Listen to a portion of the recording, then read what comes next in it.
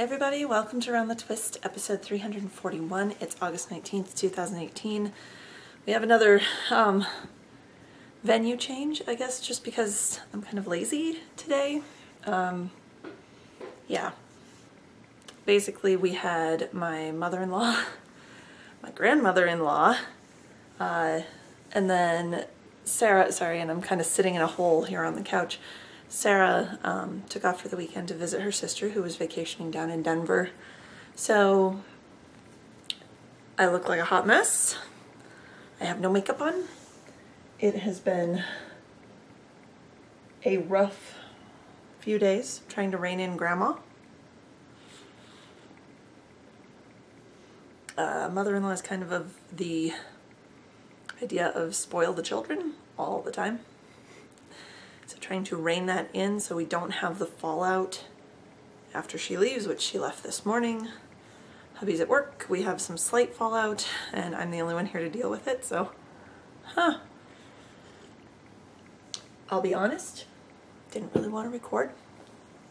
What I really wanted to do was sit my butt on this couch, knit to some trash TV, and maybe take a nap, while-day nap. Instead, you'll see the dogs. There's Consuela, is the black lump, and Daisy's the gray lump. They're in my spot.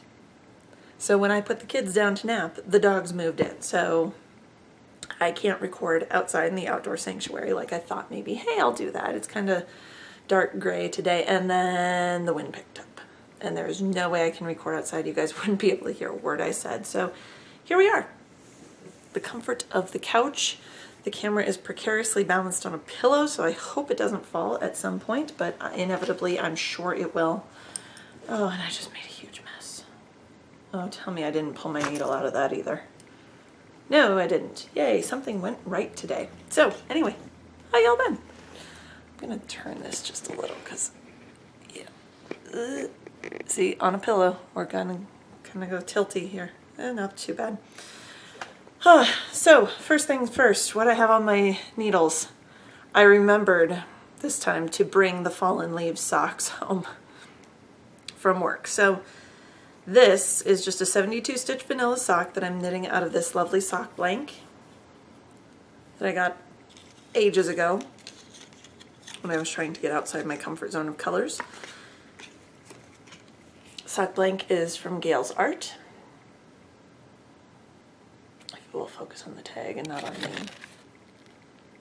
It is her single sock blank.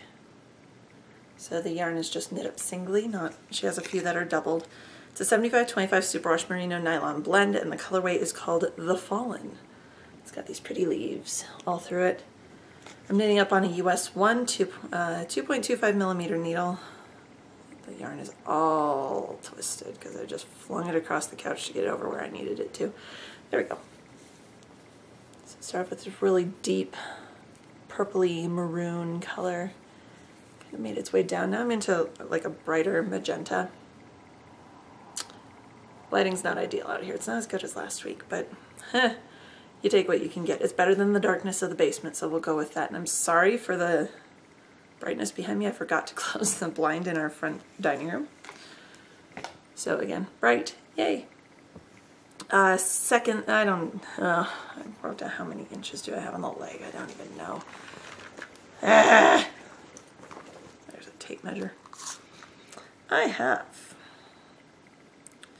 about just shy of 5 3/4 inches if I flatten it out, because you know when you knit from a sock blanket it's kind of all lumpy bumpy because the yarn is like ramen. So actually I've got about just shy of 6 inches done on that leg. I'm going to go a little bit further. I feel like it needs to be a little bit longer. We'll see. Whatever I feel like knitting to, and then I'll whack a heel on it.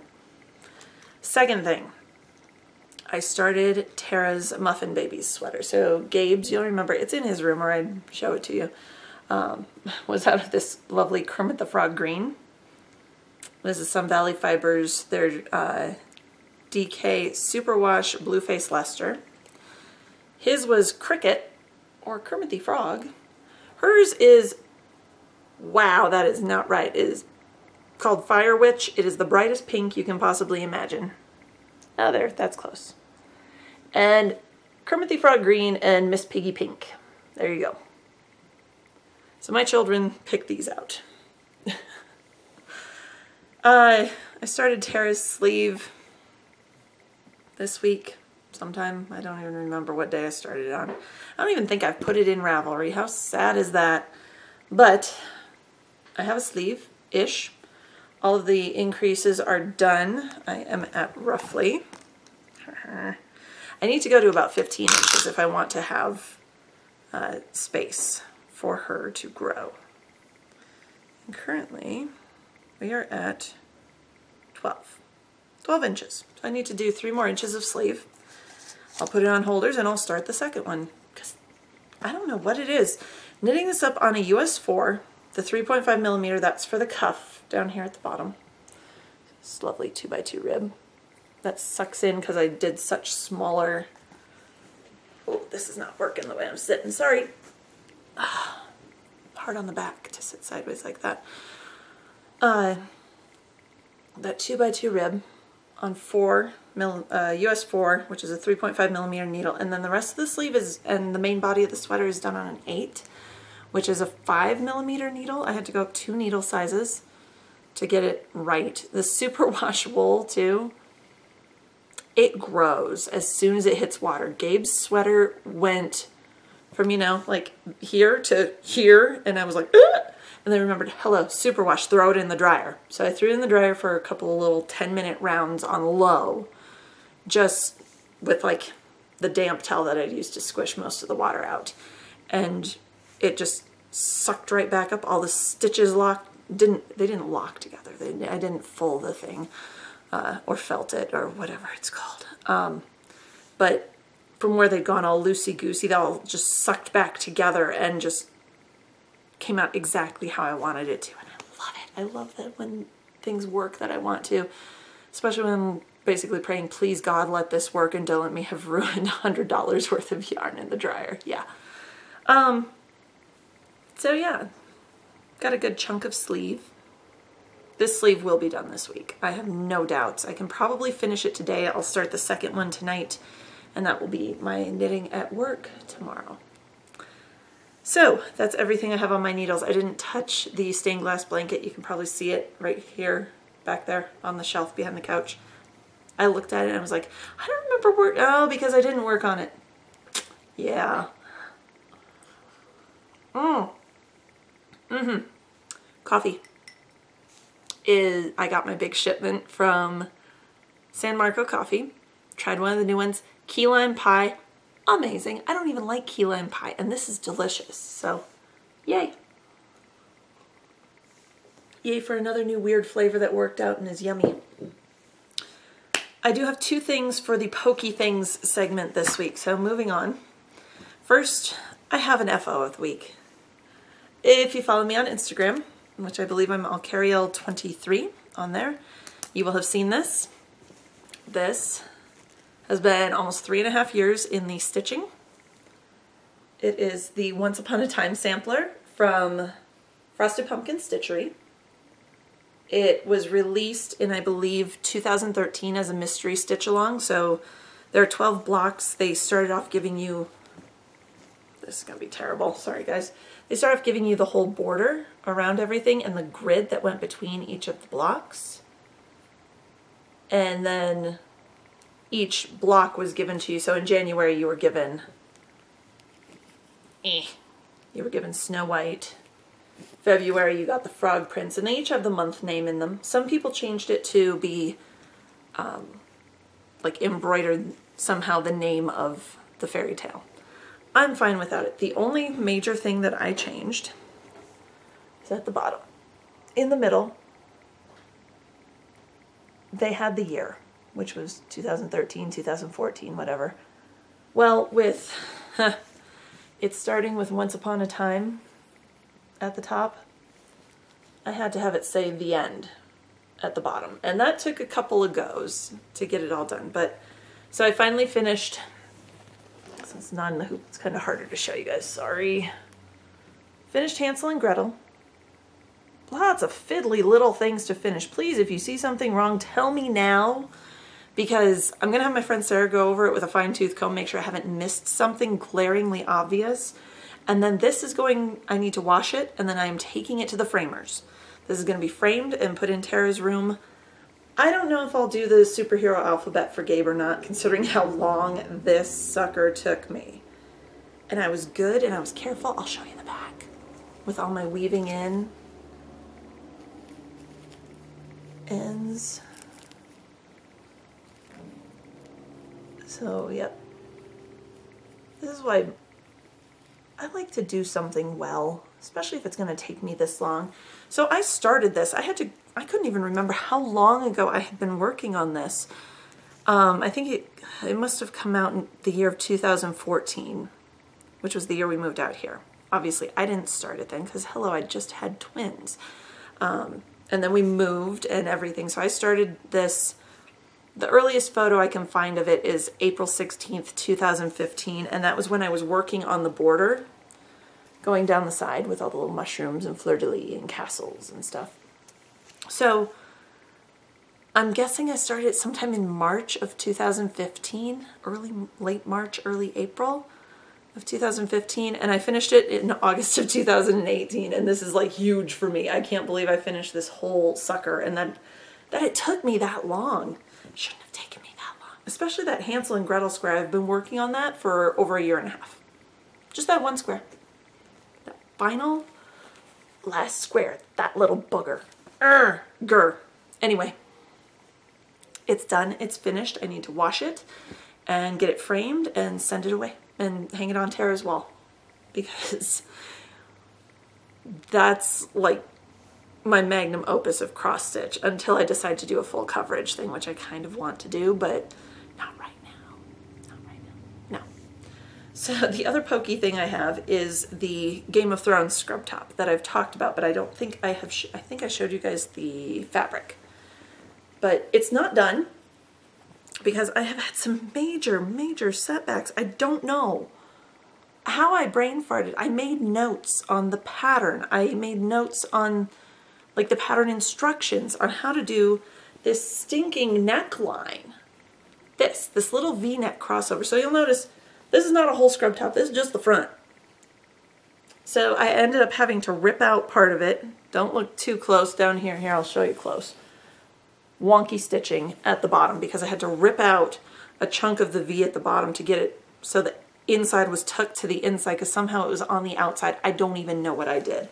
I got frustrated, I threw it down and came back a couple days later and went at it with a seam ripper. And then, oh, the front's I'm not done with the terrible things of the front. Probably can't tell because the pockets kind of blend in. The pockets, I somehow managed to do one of them sideways. Like not sew them on the top sideways, but when they have you make a little hem. It's called a narrow hem along the top. I managed to do it on the top on one and on the side of the other and not notice it until I was sewing them onto the scrub top. This top is cursed. And I don't know. I don't know. So I got it squared away enough that it's wearable. It's wearable. It's fine. It's fine. It's absolutely fine. If anyone comes up and investigates it that close, they're probably going to get smacked by me because they're way too close and in my personal bubble. The back, I have just added the neck binding to, and I need to get that turned and enclosed. And then it's smooth sailing from there. I just need to sew the side seams, hem the sleeves, hem the bottom, and it's done. That's the fast part. It's just this little piddly stuff. It only has 5 pieces. Really, it has a front, a back, 2 neck facings, and the back facing. It should not be this. And the pockets. It should not be this hard.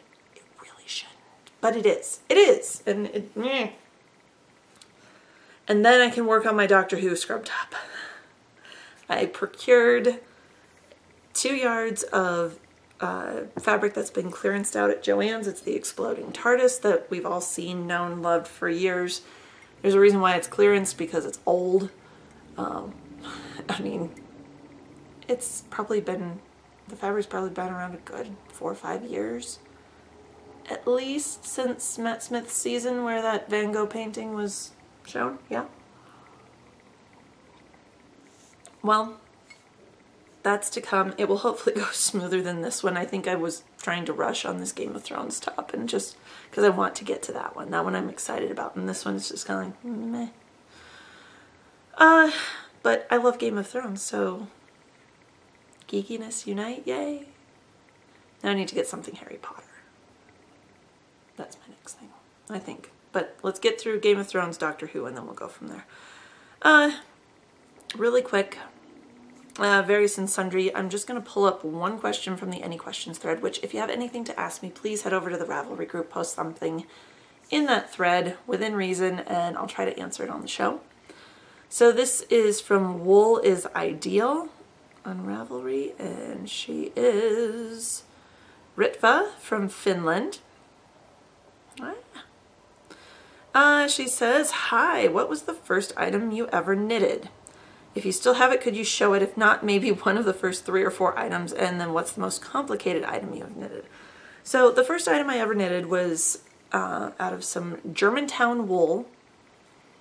If you've been knitting a long time, like I'm talking back into the 70s or 80s, you probably remember Germantown. It was in put-up skeins, kind of like Red Heart is now. But it was wool, and it was a decent workhorse wool, kind of like Cascade 220. Not available anymore, but my mom used to run a yarn and cross stitch and framing shop out of the basement of our house when I was growing up, before she went back to teaching.